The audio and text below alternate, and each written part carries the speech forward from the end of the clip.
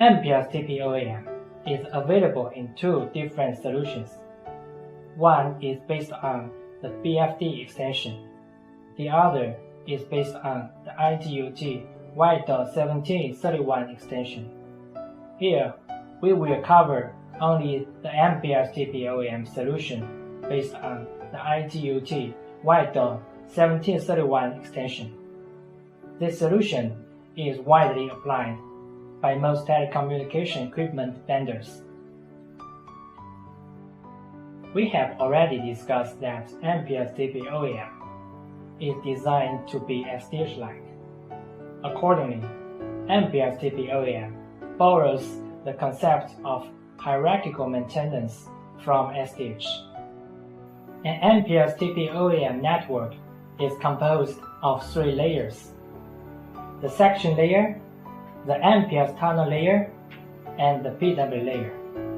Each layer is a client to the layer below it, and a server to the layer above it. Take the MPLS tunnel layer as an example. The section layer is its server layer, and the PW layer is its client layer. Next, we will focus on MPLS TP-OAM, that the MPLS tunnel and PW layers. The same OAM components are used to implement OAM management at each layer. MPLS TP-OAM components include MEs, MEGs, MEPs, and MIPs. An ME refers to a transport path between two MEPs, or the collection of MPs along the transport path, including the two MEPs. This figure shows a point-to-point transport path that traverses two maintenance domains. Each maintenance domain contains one ME, and there is another ME crosses the two maintenance domains. If there was a higher level maintenance domain that encompassed both of the maintenance domains, there would also be another larger ME. An ME consists of two MEPs and intermediate MIPs on a transport path. MEPs and MIPs will be discussed later. MEs can be classified into groups, namely MEGs, based on the management domain and the connections. For a point-to-point connection, an MEG contains only one ME. In this figure, there are three MEGs. An MEG is identified by an MEG ID. In compliance with ITUT Y.1731, an MEG ID uses the ICC-based format. The value field of an MEG ID includes the